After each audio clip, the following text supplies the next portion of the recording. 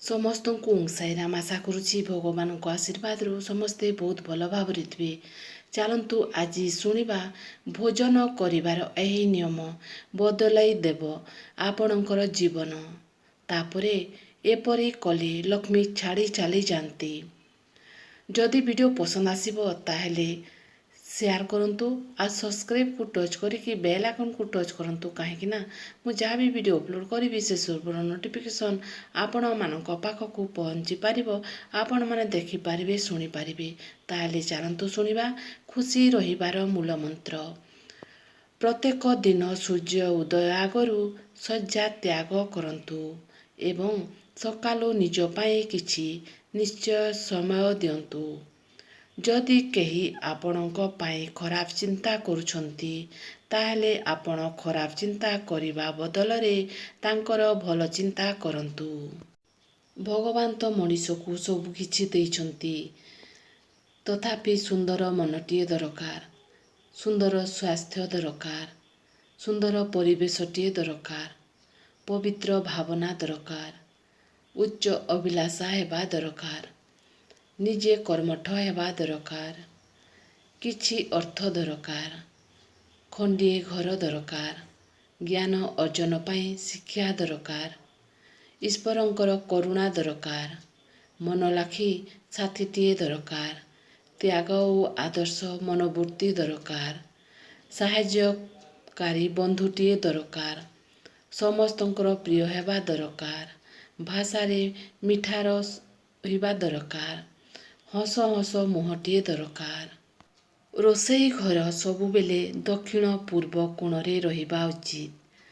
ରୋଷେଇ ଘରେ ରୋଷେଇ କରିବା ସମୟରେ ସବୁବେଳେ ପୂର୍ବ କିମ୍ବା ଦକ୍ଷିଣକୁ ମୁଖ କରିବା ଉଚିତ। ଗ୍ୟାସ୍ ଷ୍ଟୋଭ୍ ଓ ବେସିନ୍କୁ ପାଖାପାଖି ରଖିବା ଅନୁଚିତ। ଗ୍ୟାସ୍ ଷ୍ଟୋଭ୍ ସାମ୍ନାରେ ରୋଷେଇ ଘରର କବାଟ ରହିବା ଅନୁଚିତ। ରୋଷେଇ ଘରେ ସବୁବେଳେ ଖାଦ୍ୟ ସାମଗ୍ରୀ ଓ ଷ୍ଟୋର୍ କରୁଥିବା ଜିନିଷ ପଶ୍ଚିମ ଓ ଦକ୍ଷିଣ ଦିଗରେ ରହିବା ଉଚିତ। ରୋଷେଇ ଘରେ ଅଇଁଠା ବାସନ ବେଶୀ ସମୟ ରଖନ୍ତୁ ନାହିଁ। ସବୁବେଳେ ରୋଷେଇ ଘର ସଫା ସୁତରା ରଖନ୍ତୁ, ନହେଲେ ଲକ୍ଷ୍ମୀ ଛାଡ଼ି ଚାଲି ଯାଆନ୍ତି। କେବେ ବି ବିଛଣାରେ ବସିକରି ଖାଦ୍ୟ ଗ୍ରହଣ କରନ୍ତୁ ନାହିଁ। ଖାଇବା ଥାଳିକୁ କେବେ ବି ଗୋଟେ ହାତରେ ଧରନ୍ତୁ ନାହିଁ। ଭୋଜନ କରି କେବେ ହେଲେ ଥାଳିରେ ହାତ ଧୁଅନ୍ତୁ ନାହିଁ। ଭୋଜନ କରୁଥିବା ଥାଳିକୁ କେବେ ହେଲେ ଖଟ କିମ୍ବା ଟେବୁଲ ତଳେ ରଖନ୍ତୁ ନାହିଁ। ଭୋଜନ କଲାବେଳେ ସର୍ବଦା ପୂର୍ବ କିମ୍ବା ଉତ୍ତର ମୁଖା ଭୋଜନ କରନ୍ତୁ। ଭୋଜନ କଲାବେଳେ କଥାବାର୍ତ୍ତା ଏବଂ କ୍ରୋଧ କରନ୍ତୁ ନାହିଁ। ସମ୍ଭବ ହେଲେ ରୋଷେଇ ଘରେ ବସି ଭୋଜନ କରନ୍ତୁ। ଏହାଦ୍ୱାରା ରାହୁ ଶାନ୍ତ ହୋଇଥାନ୍ତି। ସପ୍ତାହରେ ଥରେ ଲୁଣ ପାଣିରେ ରୋଷେଇ କରିବା ଜାଗାକୁ ପୋଛିବା ଦ୍ୱାରା ଘରେ ସୁଖ ଶାନ୍ତି ବଜାୟ ରହେ। ନଦୀର ପାଣି ମିଠା କାରଣ ସେ ସଭିକୁ ଦାନ କରିଥାଏ। ସମୁଦ୍ର ପାଣି ଲୁଣିଆ କାରଣ ସେ ନଦୀ ପାଣିକୁ ଶୋଷଣ କରିଥାଏ। କାଦୁଅ ଓ ନର୍ଦ୍ଦମାର ପାଣି ଦୁର୍ଗନ୍ଧ କାରଣ ପାଣି ଗୋଟିଏ ଜାଗାରେ ଜମି ରହିଥାଏ। ଯିଏ ଦାନ କରେ ତା ସ୍ୱଭାବ ନଦୀ ପରି ମିଠା ହୋଇଥାଏ। ଯିଏ ଅନ୍ୟଠାରୁ ଶୋଷଣ କରେ ତାର ସ୍ୱଭାବ ସମୁଦ୍ର ପରି ଲୁଣିଆ ହୋଇଥାଏ। ଯିଏ କିଛି କାମ ନ କରି ଅଳସୁଆ ପରି ଘରେ ବସି ରହିଥାଏ ସେ କାଦୁଅ ନର୍ଦ୍ଦମା ପରି ଦୁର୍ଗନ୍ଧମୟ ହୋଇଥାଏ। ଜୀବନରେ ଏମିତି ଲୋକଙ୍କ ସହିତ ମିତ୍ରତା ରଖ, ଯିଏକି ତୁମ ସହିତ ଦର୍ପଣ ଓ ଛାଇ ଭଳି ରହିବ, କାରଣ ଦର୍ପଣ କେବେ ମିଛ କହେନି କି ଛାଇ କେବେ ପାଖ ଛାଡ଼ି ଯାଏ ନାହିଁ।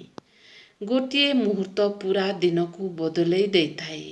ଗୋଟିଏ ଦିନ ପୁରା ଜୀବନକୁ ବଦଳେଇ ଦେଇଥାଏ। ଗୋଟିଏ ଜୀବନ ପୁରା ବିଶ୍ୱକୁ ବଦଳେଇ ଦେଇଥାଏ। ରୋଜଗାର କମ୍ ହେଉ କି ଅଧିକ ହେଉ, ଜୀବନ ସମସ୍ତଙ୍କ ପାଇଁ ସମାନ।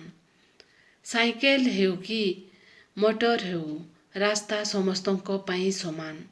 ଖାଦ୍ୟ ଯେତେ ଟଙ୍କାର ହେଉ ନା କାହିଁକି ପେଟ ପୂରିବା ସଭିଙ୍କ ପାଇଁ ସମାନ। ଘଣ୍ଟା ସାଧାରଣ ହେଉ କି ହୀରା ଘଣ୍ଟା ହେଉ ସମୟ ସମସ୍ତଙ୍କୁ ସମାନ ଦେଖାଏ। ଗରିବ ହେଉ ବା କୋଟିପତି ଶ୍ମଶାନ ସମସ୍ତଙ୍କ ପାଇଁ ସମାନ। ଜୀବନରେ କିଛି କରିବାର ଅଛି ତ ଅଭିମନ୍ୟୁ ଭଳି ଯୋଦ୍ଧା ହୁଅ, ଅର୍ଜୁନ ଭଳି ନୁହଁ। କାରଣ ଇତିହାସ ସବୁବେଳେ ତାକୁ ଅଧିକ ଶ୍ରେୟ ଦେଇଥାଏ ଯିଏ ଏକା ଲଢ଼ିପାରେ। ଅର୍ଜୁନଙ୍କ ଭଳି କୃଷ୍ଣଙ୍କ ପଛରେ ରହି ମଧ୍ୟ ଯୁଦ୍ଧ କରି ବିଜୟ ପାଇବା ଅପେକ୍ଷା ଅଭିମନ୍ୟୁ ଭଳି ଏକା ଲଢ଼ି ଚକ୍ରବ୍ୟୂହରେ ମରିଯିବା ଯଥେଷ୍ଟ ଗୌରବର କଥା। ଜୀବନ ଯୁଦ୍ଧରେ ଯଦି କୃଷ୍ଣଙ୍କ ଭଳି ସାରଥୀଟିଏ ମିଳୁନି, ଅଭିମନ୍ୟୁ ଭଳି ଏକା ଲଢ଼ିବାର ସାହସ ରଖ, ଦେଖିବ ଅତୀତର ପୁନରାବୃତ୍ତି ଘଟିବ ନାହିଁ। ଯଦି ଆଜିର ଏହି ଭିଡ଼ିଓ ଆପଣମାନଙ୍କୁ ପସନ୍ଦ ଆସିଲା ତାହେଲେ ଲାଇକ୍, ସବସ୍କ୍ରାଇବ୍, ସେୟାର କରନ୍ତୁ ବନ୍ଧୁ। ସବସ୍କ୍ରାଇବ୍କୁ ଟଚ୍ କରିକି ବେଲ୍ ଆଇକନ୍କୁ ଟଚ୍ କରିଦିଅନ୍ତୁ, କାହିଁକି ନା ଯାହା ବି ଭିଡ଼ିଓ ଅପଲୋଡ଼ କରିବି ସେସବୁର ନୋଟିଫିକେସନ୍ ଆପଣମାନଙ୍କ ପାଖକୁ ପହଞ୍ଚି ପାରିବ। ଆପଣମାନେ ଦେଖିପାରିବେ, ଶୁଣିପାରିବେ। ତାହେଲେ ରହୁଛି। ଓଁ ସାଇରାମ, ଜୟ ସାଇରାମ।